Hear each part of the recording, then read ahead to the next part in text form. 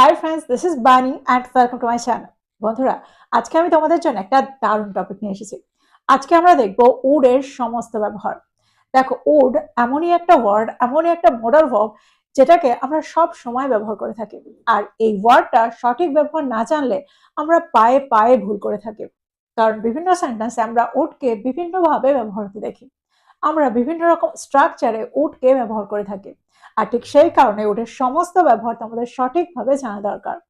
কোন সেন্টেন্সে আমরা কোন অর্থে উডকে ব্যবহার করছি। তো আজকের প্রত্যেকটা স্ট্রাকচারকে, প্রত্যেকটা রুলকে খুব মন দিয়ে বোঝার চেষ্টা করো। আমি প্রত্যেকটা ব্যবহারের সাথে, উডের প্রত্যেকটা ব্যবহারের সাথে এক্সাম্পল দিয়ে তোমাদেরকে বুঝিয়ে দেওয়ার চেষ্টা করব সেন্টেন্সে এটা কিভাবে ব্যবহার হচ্ছে, এই ওয়ার্ডটা, এই মডাল ভার্বটাকে ঠিক আমরা কিভাবে ব্যবহার করছি। তো আজকের ভিডিওটাও কিন্তু খুবই ইম্পর্টেন্ট, খুবই ফ্রুটফুল হতে চলেছে। তোমরা কোথাও যাবে না, আমার সাথে ভিডিওটা একদম শেষ পর্যন্ত থাকবে। যা চ্যানেলে নতুন অর্থাৎ প্রথম আমার ভিডিও দেখছো তারা প্লিজ চ্যানেলটাকে সাবস্ক্রাইব করে নিও, তাহলে যখনই আমি ভিডিও আপলোড করবো তোমরা নোটিফিকেশন পেয়ে যাবে। তো আর দেরি না করে চলো শুরু করা যাক আজকের ভিডিও। সবার আগে আমরা দেখবো পাস্ট হ্যাবিট বোঝাতে আমরা উডকে কি করে সেন্টেন্সে ব্যবহার করি। দেখো, পাস্ট হ্যাবিট বোঝাতে আমরা ইউজ টু কেও সেন্টেন্সে ব্যবহার করে থাকি। ইউজ টু এর জায়গায় আমরা উডকে সেন্টেন্সে ব্যবহার করতে পারি। পাস্ট হ্যাবিট দ্যাট মিনস অতীতে কোনো একটা কাজ বারবার হতো, অর্থাৎ অতীতে কোনো একটা কাজ বারবার করা হতো, কেউ কোনো একটা কাজ বারবার করতো, যে কাজটা এখন আর সে করে না। এরকম অর্থে আমরা সেন্টেন্সে ইউজ টু কে ব্যবহার করে থাকি। আর ইউজ টু এর জায়গায় আমরা উড এর ব্যবহার প্রায় সেন্টেন্সে হতে দেখি। এক্সাম্পল দেখো, তোমরা আরো ভালো করে বুঝতে পারবে। সে প্রতিদিন ভোরে ঘুম থেকে উঠতো। He would wake up early every day. He would wake up early every day. সেন্টেন্সটাকে খুব ভালো করে দেখো, আমরা এখানে উড এর ব্যবহার করছি। সেন্টেন্সটা পাস্ট টেন্সে রয়েছে, তবুও আমরা উড এর পরে ভার্ব এর ফার্স্ট ফর্মের ব্যবহার করব। He would wake up early every day. দেখো, এখানে আমরা ইউজ টু এরও ব্যবহার করতে পারি। তাহলে সেন্টেন্সটা কি হবে? He use to ওয়েক up early every day. একটা এক্সাম্পল দেখো, যদি আমি বলি আমার বাবা রাতের খাবারের পর খবরের কাগজ পড়তেন, দ্যাট মিনস আমার বাবা আগে রাতের খাবারের পর খবরের কাগজ পড়তেন। My father would read the newspaper after dinner. My father would read the newspaper after dinner. এখানে আমরা used to এর ব্যবহার করতে পারি। তাহলে সেন্টেন্সটা কি হবে? My father used to read the newspaper after dinner. যদি আমি বলি তিনি রাতে আমাদের গল্প বলতেন, দ্যাট মিনস তিনি আগে রাতে আমাদের গল্প বলতেন, এখন আর বলেন না। সেন্টেন্সটা কি হবে? She used to tell us stories at night.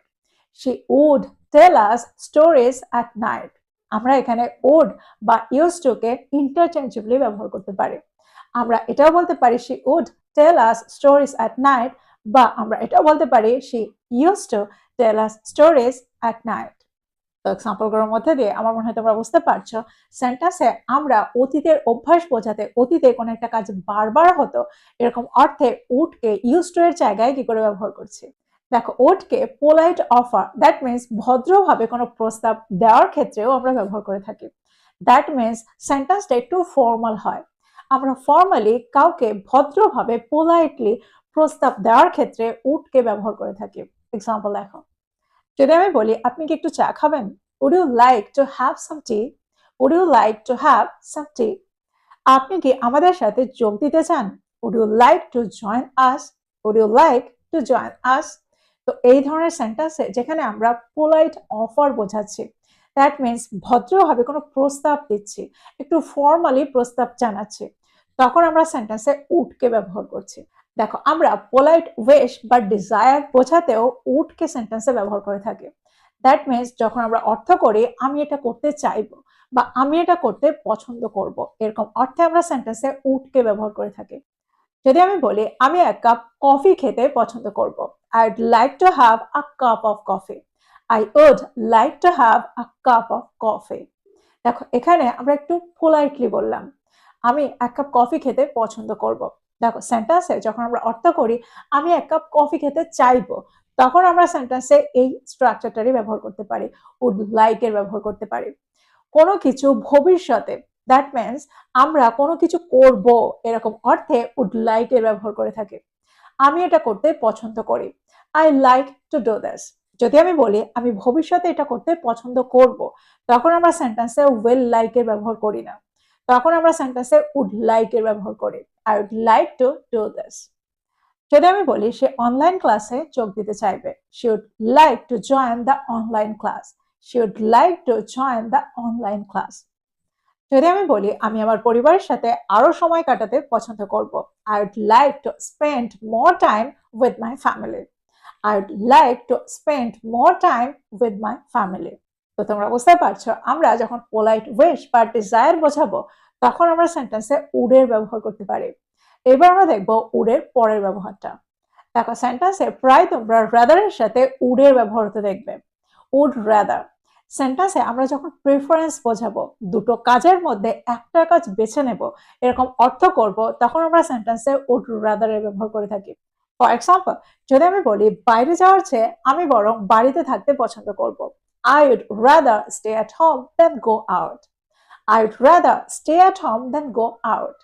দেখো এখানে সেন্টেন্সে আমরা দুটো কাজ বোঝাচ্ছি, দ্যাট মিনস দুটো অপশন বোঝাচ্ছি, দুটো অপশনের মধ্যে একটা বেছে নেওয়ার অর্থ করছি, দ্যাট মিনস প্রেফারেন্স বোঝাচ্ছি। এরকম অর্থে আমরা সেন্টেন্সে উড কে ব্যবহার করে থাকি, উড রাদার কে ব্যবহার করে থাকি। আরেকটা এক্সাম্পল দেখো, যদি আমি বলি মিথ্যে বলার চেয়ে আমরা বরং সত্যিটা বলবো, দ্যাট মিনস মিথ্যে বলার চেয়ে আমরা বরং সত্যিটা বলতে পছন্দ করব, দুটো কাজের মধ্যে একটা বেছে নিচ্ছি। সেন্টেন্সটা কি হবে? We would rather tell the truth than lie, we would rather tell the truth than lie. তোমরা বুঝতে পারছো সেন্টেন্সে আমরা would rather এর ব্যবহার এখানে কিভাবে করলাম। আমরা প্রায় বলে থাকি কফির চেয়ে আমি বরং চা খেতে পছন্দ করব, I would rather drink tea than coffee, I would rather drink tea than coffee. তোমরা বুঝতে পারছো দুটো অপশনের মধ্যে একটা বেছে নেওয়ার অর্থে আমরা সেন্টেন্সে উড রাদার এর ব্যবহার করে থাকি। দেখো উইল এর পাস্ট ফর্ম হিসেবে আমরা উড কে সেন্টেন্সে ব্যবহার করে থাকি। রিপোর্টেড স্পিচে তোমরা প্রায় সেন্টেন্সে উড কে ব্যবহার হতে দেখবে। সেন্টেন্সটা যখন অতীতে বলা কোনো কথা ভবিষ্যতের উদ্দেশ্যে থাকবে তখনই আমরা সেন্টেন্সে উইলের জায়গায় উডের ব্যবহার করে থাকি, উইলের পাস্ট ফর্ম উডের ব্যবহার করে থাকি। দেখো আমরা প্রায় বলে থাকি আমি ভেবেছিলাম আমি জিতবো, আমি ভেবেছিলাম সে জিতবে। আমরা প্রায় বলে থাকি আমি জানতাম সে কাল আসবে। তো আমি অতীতে জানতাম ভবিষ্যতে কোনো একটা কাজ হবে, দ্যাট মিনস অতীতে দাঁড়িয়ে আমি ভবিষ্যতের কোনো কথা ভাবছি বা অতীতে কেউ বলেছিল যে ভবিষ্যতে এটা করবে, এরকম অর্থে আমরা সেন্টেন্সে উইলের জায়গায় উডের ব্যবহার করব। এক্সাম্পল দেখো তোমরা আরো ভালো করে বুঝতে পারবে। যদি আমি বলি সে ভেবেছিল তার ভাই তাকে সমর্থন করবে, she thought her brother would support her, she thought her brother would support her. দেখো এখানে আমরা কখনোই বলবো না she thought her brother will support her, তাহলে কিন্তু সেন্টেন্সটা ভুল হয়ে যাবে, কারণ সেন্টেন্সের শুরুতে আমরা যে ভার্বটা ব্যবহার করেছি সেটা পাস্ট ফর্মে আছে, she thought। দেখো এখানে থট দিয়ে এই ভার্বটা দিয়ে সেন্টেন্সটা শুরু হয়েছে, তো সে ভেবেছিল, এখানে আমরা উইলের ব্যবহার করব না উডের ব্যবহার করব। আরেকটা এক্সাম্পল দেখো, যদি আমি বলি সে বলেছিল সে আমাকে পরে ফোন করবে, he said he would call me later, he said he would call me later, বা she said she would call me later। দেখো এখানে she said she would call me later, not will call me later। আরেকটা example দেখো, যদি আমি বলি সে প্রতিশ্রুতি দিয়েছিল যে সে কাউকে বলবে না, she promised she would not tell anyone, she promised she would not tell anyone। দেখো এখানে promised এর ব্যবহার করেছি, দ্যাট মিনস ভার্বের সেকেন্ড ফর্ম। সে প্রতিশ্রুতি দিয়েছিল, অতীতে সে প্রতিশ্রুতি দিয়েছিল যে সে ভবিষ্যতে কাউকে বলবে না, এরকম অর্থে আমরা সেন্টেন্সে উইলের জায়গায় উডের ব্যবহার করছি। তো এক্সাম্পলগুলোর মধ্যে দিয়ে আমার মনে হয় তোমরা বুঝতে পারলে এই ক্ষেত্রে অর্থাৎ এরকম অর্থে অতীতে দাঁড়িয়ে ভবিষ্যতের কোনো কথা বলার অর্থে আমরা সেন্টেন্সে উইলের জায়গায় উডের ব্যবহার কি করে করছি। এবার আমরা দেখবো এর পরের ব্যবহারটা, উডের পরের ব্যবহারটা। দেখো আমরা imaginary sentence, that means hypothetical sentence, কাল্পনিক সেন্টেন্সেও উডের ব্যবহার সেন্টেন্সে করে থাকি, আর এই সেন্টেন্সগুলোকে আমরা কন্ডিশনাল সেন্টেন্স বলে থাকি। সেন্টেন্স দেখো, সেন্টেন্সে আমরা এখানে উডকে কি করে ব্যবহার করছি। এক্সাম্পল দেখো, যদি আমি বলি সে যদি জানতো সে তোমাকে সাহায্য করতো। দেখো সেন্টেন্সের অর্থটা খুব ভালো করে বোঝার চেষ্টা করো। এখনো সময়টা চলে যায়নি, এখনো সে যদি জানতো সে তোমাকে সাহায্য করতো, he would help you if he knew the truth, he would help you if he knew the truth। দেখো স্ট্রাকচারটা ঠিক এরকমই হবে। আমরা সে যদি জানতো তাহলে সে তোমাকে সাহায্য করতো। দেখো এখানে ভবিষ্যতে করতো এরকম অর্থ করলেও আমাদের স্ট্রাকচারটা ঠিক এরকমই হবে। আর একটা এক্সাম্পল দেখো, যদি আমি বলি আমার কাছে যদি তার নাম্বার থাকতো আমি তাকে ফোন করতাম, অর্থাৎ এখনো আমি যদি তার নাম্বারটা পাই, আমার কাছে যদি নাম্বারটা থাকে আমি তাকে ফোন করব, এখনো সময়টা চলে যায়নি। সেন্টেন্সটা কি হবে? I would call her if I had her number. I would call her if I had her number. একটা এক্সাম্পল দেখো, যদি আমি বলি তারা যদি খবরটা শুনতো তারা অবাক হয়ে যেত। If they heard the news they would be surprised. If they heard the news they would be surprised. তো তোমরা বুঝতে পারছো এই ধরনের সেন্টেন্সে আমরা would কে কি করে ব্যবহার করছি। দেখো আমরা কন্ডিশনাল সেন্টেন্স টাইপ 3 তেও would কে ব্যবহার করে থাকি, তখনও সেন্টেন্সটা ইমাজিনারি সেন্টেন্সে হবে। দ্যাট মিনস তখনও হাইপোথেটিক্যাল সেন্টেন্সে হবে। তখন আমরা সেন্টেন্সের রিগ্রেট বোঝাবো। কোনো একটা অতীতে কোনো একটা কাজ হতো, যদি এটা হতো, কোনো একটা শর্ত পূরণ হলে কোনো একটা কাজ হতো, যে সময়টা পেরিয়ে গেছে, এখন আর সেই কাজটা হওয়ার সম্ভাবনা নেই, এরকম অর্থে আমরা সেন্টেন্সে কন্ডিশনাল সেন্টেন্স টাইপ 3 ব্যবহার করে থাকি। আর এখানে আমরা দুটো ক্লজ পাই। ইফ ক্লজের সাথে আমরা subject plus had plus V3 ব্যবহার করি, আর পরের ক্লজটাতে আমরা would plus have plus V3 ব্যবহার করি। এক্সাম্পল দেখো তোমরা আরো ভালো করে বুঝতে পারবে। যদি আমি বলি সে যদি আরো কঠোর পড়াশোনা করতো সে পরীক্ষাটায় পাশ করে যেত। দেখো এখানে সময়টা চলে গেছে, সে কঠোর পড়াশোনা, খুব কঠোর পড়াশোনা করেনি, আর ঠিক সেই কারণে সে পাশ করতে পারেনি। আর এখন আমরা রিগ্রেট করছি, আর এখানে অনুশোচনার অর্থে এই সেন্টেন্সটা ব্যবহার করছি। সেন্টেন্সটা কি হবে? If she had studied harder she would have passed the exam.